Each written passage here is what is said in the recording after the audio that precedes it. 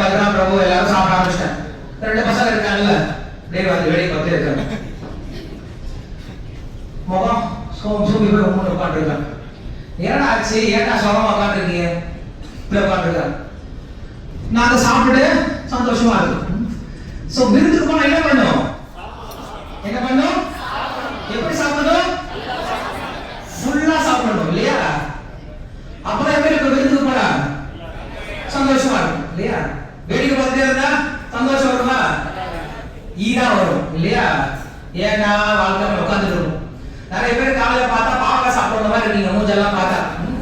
தங்க ஸ்மைல் இல்ல, வெளில தான் பண்றோம், நம்ம அட்வைஸ் பண்றோம் தங்க ஸ்மைல் தங்க ஸ்மைல் அப்படின்னு. வெளில கஷ்டம் வரும்போது ரெண்டு பேர் யாரு, அந்த பொண்ணு யாரு, இருக்கிற ட்ரெஸ்லயே கலர் ட்ரெஸ் ரொம்ப கலரா போடுறீங்களா? இல்ல முன்னாடி நிக்கிறவங்க யாரு? ரெண்டு பேர் பண்ணிப்பாங்க. யாரு? நீங்க ரெண்டு பேர் கலர் ட்ரெஸ் கொஞ்சம் எக்ஸ்ட்ரா கலர் வச்சிருப்பாங்க. அவங்க என்ன பண்ணுவாங்க? வாங்க சார் வாங்க, உங்களுடைய பாக்கெட்டுக்கு எல்லா பணத்தையும் வாங்கி நடக்க வாங்க. அந்த தங்க ஸ்மைல் இருக்காது இல்லையா? எல்லாரும் ரெண்டு கை இருக்கா? இல்ல ரெண்டு கை இல்லாத ஒரு கையோட இருக்காங்க நீங்களா? அப்படி ஒரு கார்டு இருந்தா பக்கத்துல தட்டுங்க, சாப்பிட்டு சத்தம் வரணும். என்ன பண்ணுங்க? நல்லா கை தட்டிக்கிட்டு நல்லா கீர்த்தனை பண்ணணும். பக்கத்துல செக் பண்ணிக்கோங்க. யாராவது பாடலன்னா காதை பிடிச்சி என்ன பண்ணலாம்? நீங்க திருவிழா உங்களுக்கு நான் பர்மிஷன் கொடுத்தேன் இன்னைக்கு. பக்கத்துல பாத்துக்கோங்க. யாராவது பாடல, சின்ன வயசுல நம்ம இந்த விளையாட்டு தெரியுமா? கிளப்பு சர்வேயாச்சு இல்லையா, கேசட் போட்டாச்சு, சுவிட்ச் போட்டாச்சு, என்ன டேப் ரெக்கார்டர் பாடவே மாட்டேங்குது அப்படின்னா காதை பிடிச்சி இதோட கத்துவாங்க இல்லையா? அது போல பண்ண போறேன். யாராவது பாட நானே அந்த காதை பிடிச்சி திரும்ப போறேன். சோ காலையில என்ன பண்ணுங்க? எல்லாம் எனர்ஜிக்கா பாடுங்க. பேர் என்ன? என்னது? சந்திர. எந்த ஒரு நீர் பழக்கம் தானே? விழுப்புரம். இந்த பையனை பார்த்துருக்கேன். எல்லாரும் மாரடி ஸ்டார்ட் எத்தனை யாரும் பார்த்துருக்கோம். இந்த உட்காந்துருக்காங்க. Very good. நான் பக்கத்தில் உட்காந்துருப்பேன். சக்கரவர்த்தி பேர் என்னது? காமாட்சியா? Very good very good. பசங்க பார்த்த பசங்க நிறைய பசங்க பார்த்தாங்களா இருக்கும். பாக்சாரி இருக்காப்ல, வேற ஹரி தானே, விக்னேஷ் ஹச்ஆர் இருக்கீங்களா? HR sir, Vignesh sir. Okay sir, kirtan பண்ணலாமா? ரெடியா? ஓய் சத்தமே வரல. பண்ணலாமா? ஃபுல் எனர்ஜெட்டிக்கா பண்ணணும். ஓகேவா?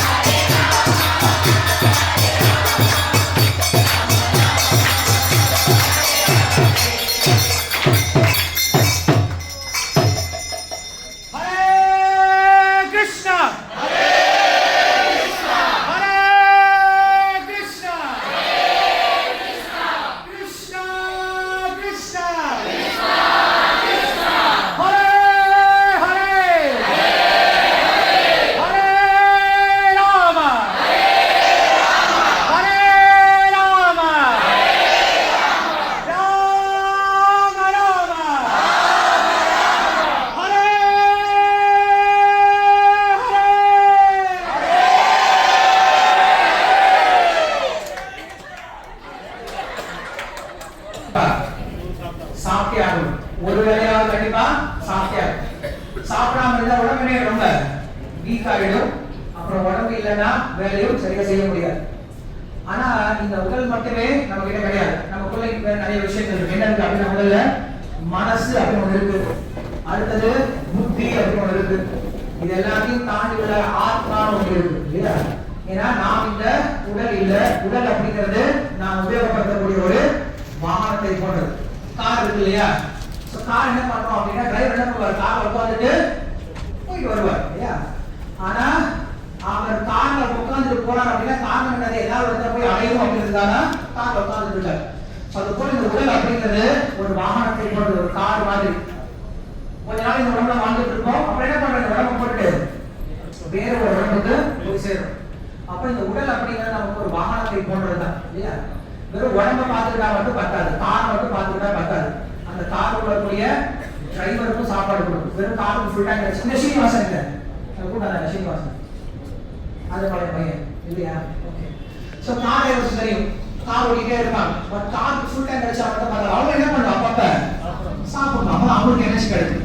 அதே போல இந்த உடல் அப்படிங்கிறது வெறும் வாகனத்தை போன்றதுதான். மனுஷன் என்ன பண்றாங்க, உடம்பு மட்டும் மறுத்து ஒரு உடம்பை தாண்டி இருக்கக்கூடிய ஆத்மான்ற விஷயத்தை யாருமே நமக்கு கிடையாது. ஸோ அந்த ஆத்மாவுக்கு நம்ம உணவு கொடுக்கல அப்படின்னா இந்த ஆத்மாவானது கொஞ்சம் கொஞ்சமா கஷ்டப்பட்டு இருக்க போகுது. அதனால இந்த ஆத்மாவிற்கான உணவு கொடுக்கறது அப்படிங்கிறது ரொம்ப முக்கியமான விஷயம். இப்ப நேற்று அதே பண்ணாங்க இல்லையா ப்ரோக்ராமுக்கு, நீங்க எல்லாம் நிறைய மார்க்கெட்டிங் தான் போயிருப்பீங்க. மார்க்கெட் நான் கேள்விப்பட்டேன், எத்தனை பேர் போனாங்க மார்க்கெட்டிங்க்கு? எப்ப நாங்கள் இருக்கோம் இருக்க பார்த்துருக்கோம் இல்ல, எத்தனை பேர் போனாங்க கவுண்ட்? 80 பேர் இருப்பாங்க. சரி, இப்ப நீங்க என்ன பண்றீங்க அப்படின்னா 80 பேர் ஒரு 20 நாள் என்ன பண்றீங்க, போய் மார்க்கெட்டிங்லாம் பண்ணி இன்விடேஷன்லாம் கொடுத்து நிறைய பேர் இன்வைட் பண்ண வேண்டியது இல்லையா? ஆனா ஒரு ஈஸி டெக்னிக் இருக்கு, மக்கள் நிறைய பேர் கூப்பிடுறது ஒரு ஈஸி டெக்னிக் இருக்கு. என்ன டெக்னிக் இருக்கு தெரியுமா? யாராவது ஒருத்தவங்க டான்ஸ் ஆடுறவங்கள, அதாவது நடிகளை கூட்டம் ஃபுல்லா நீங்க அண்டர்ஸ்டாண்ட் பண்ணதே இல்லை.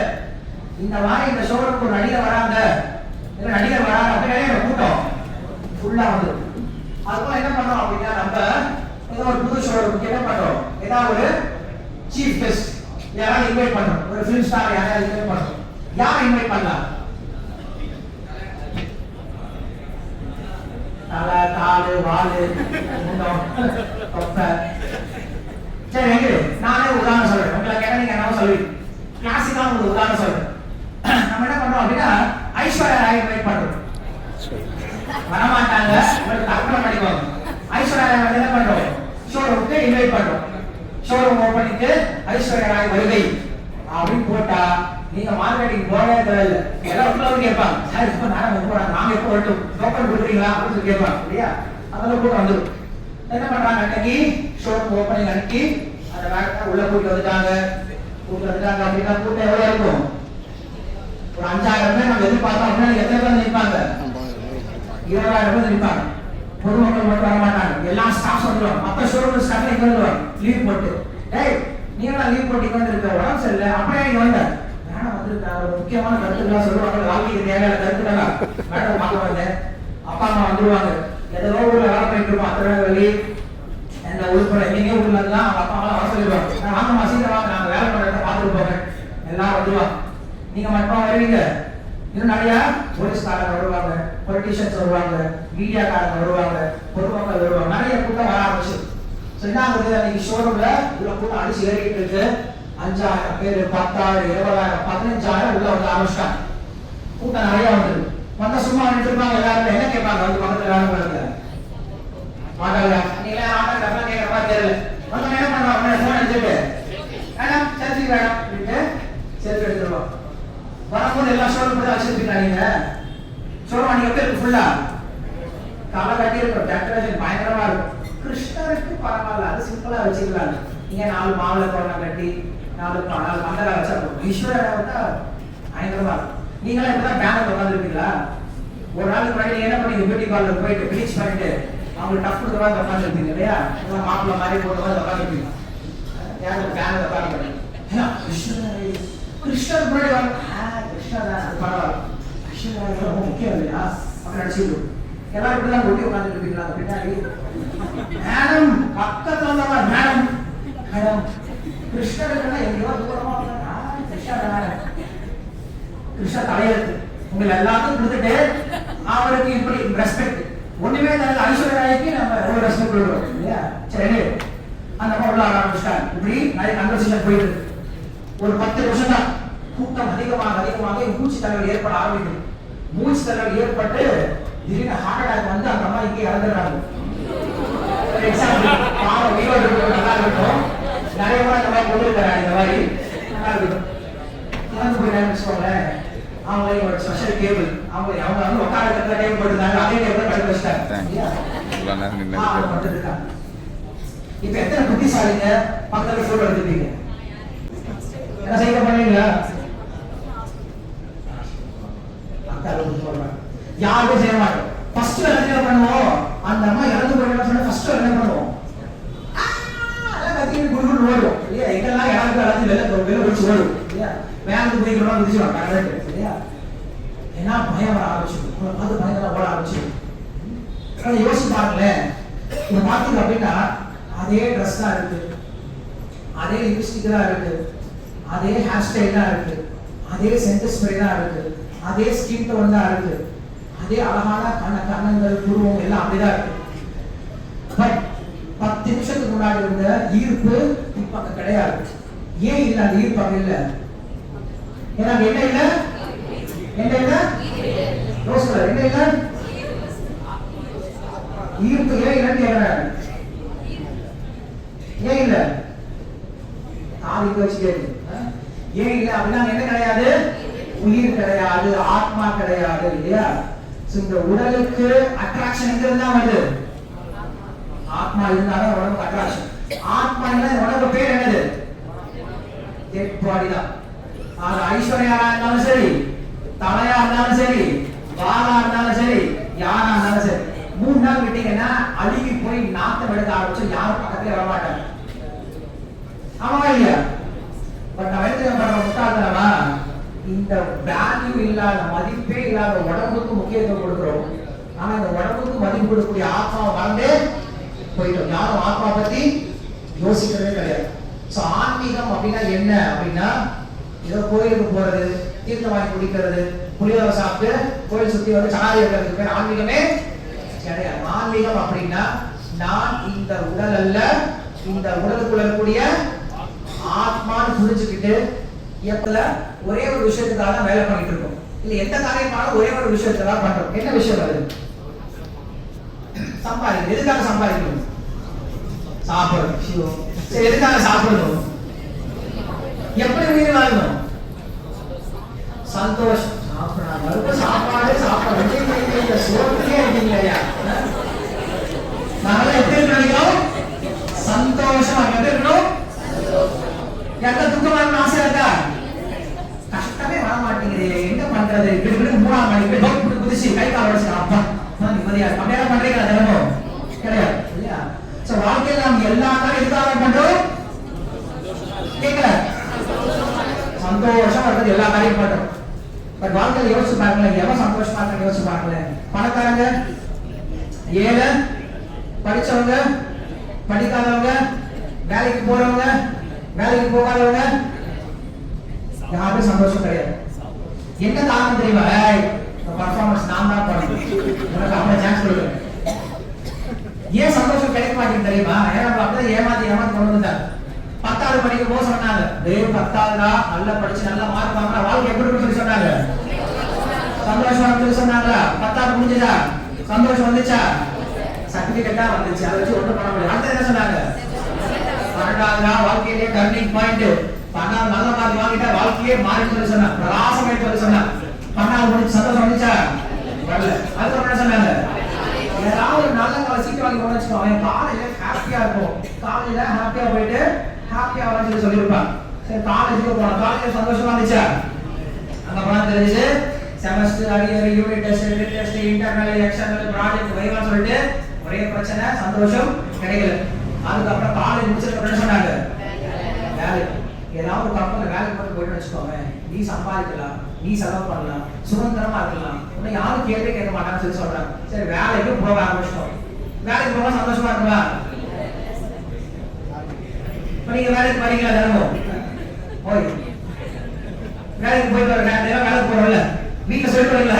வேலைக்கு போனா சொல்லிட்டு வரீங்க, வீட்டுல எல்லாருமே நல்லா வரும் இல்லையா? வேலைக்கு போடுவாங்க, இன்னைக்கு லீவ் கிடைக்காதா, அதாவது ஓடி கிடைக்காத நினைச்சிட்டு இல்லையா? ஏன்னா யாருக்கும் ஜாப் சாட்டிஸ்பாக்சன் இருக்காது. நான் ஒர்க் பண்ணிருக்கேன், சரி சம்பாதிக்க ஆரம்பிச்சோம். அடுத்த வீட்டுல சொல்லுவாங்க, சரிப்பா காரியம் பண்ணு, சந்தோஷமா இருக்கலாம். அடுத்தது எல்லாரும் சிரிப்பே தெரியுது இல்லையா? எல்லாரும் கனவு காணக்கூடிய ஒரு தப்பான ஒரு பொய் பிரச்சாரம்.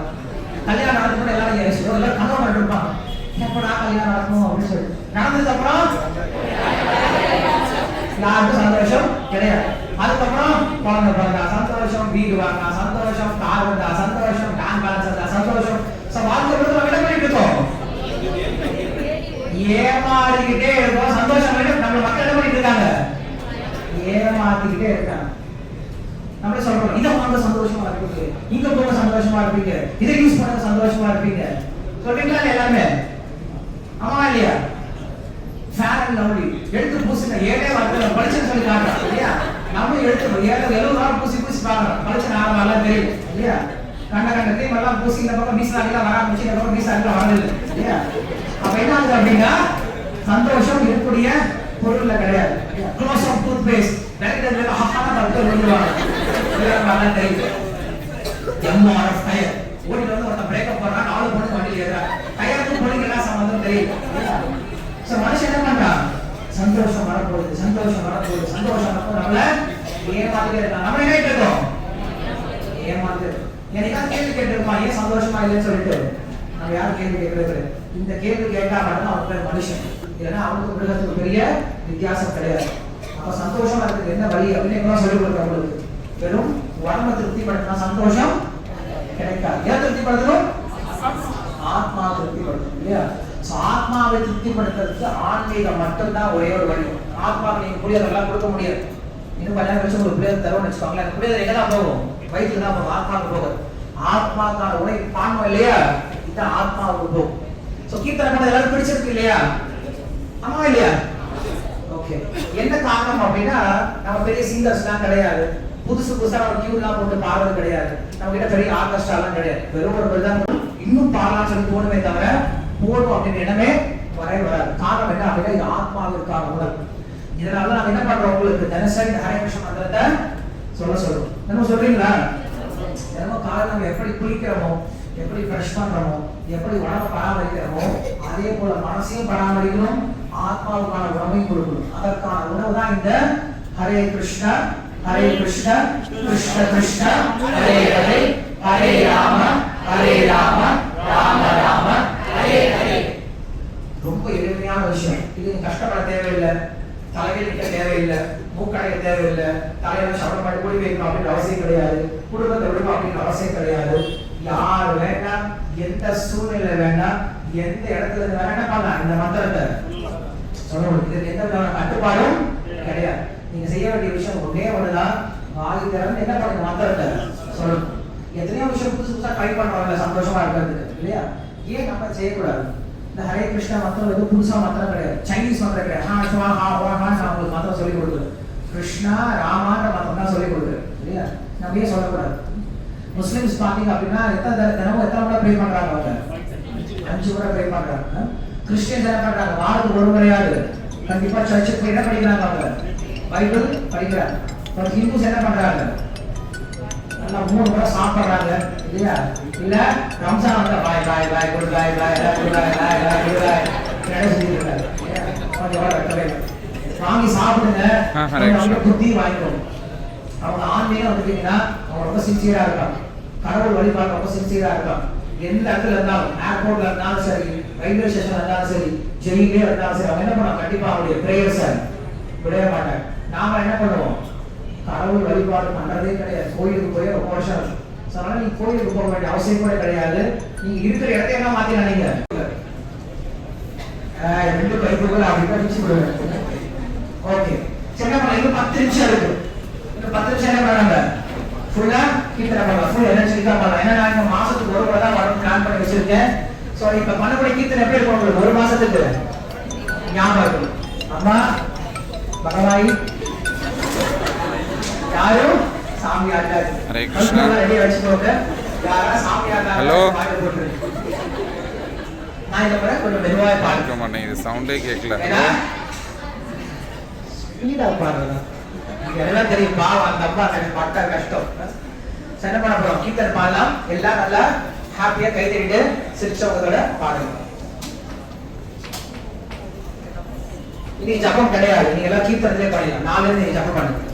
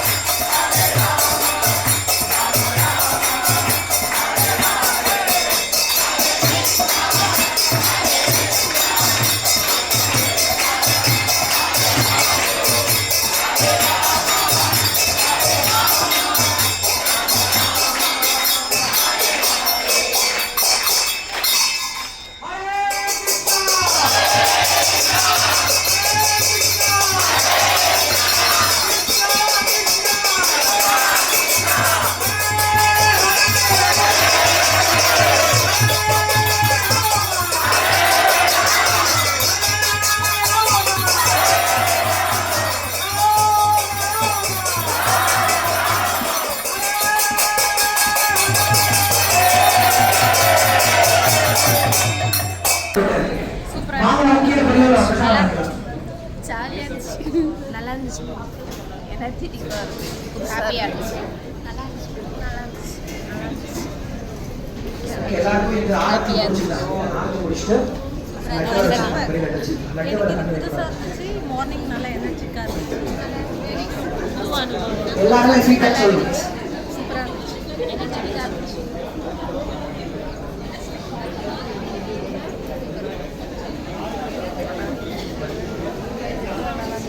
சூப்பராக இருந்துச்சு. எனர்ஜெட்டிக்காக மனசு ரிலாக்ஸாக இருந்துச்சு. நல்லா இருந்துச்சு. நல்லா இருந்துச்சு.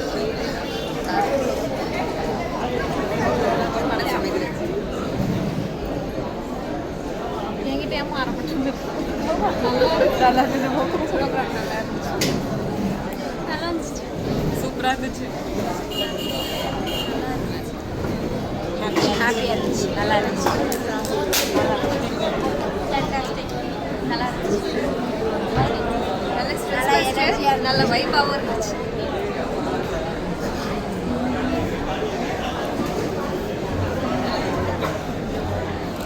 ஆரத்தி ஆரத்தி பண்ற வந்தது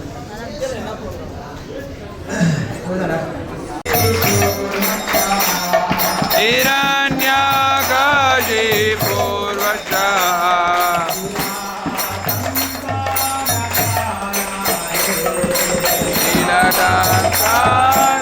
नीलकण्ठानकालये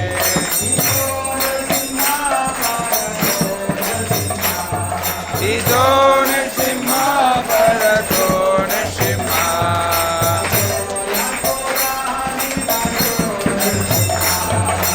यतो यतो यामि ततो नृसिंहा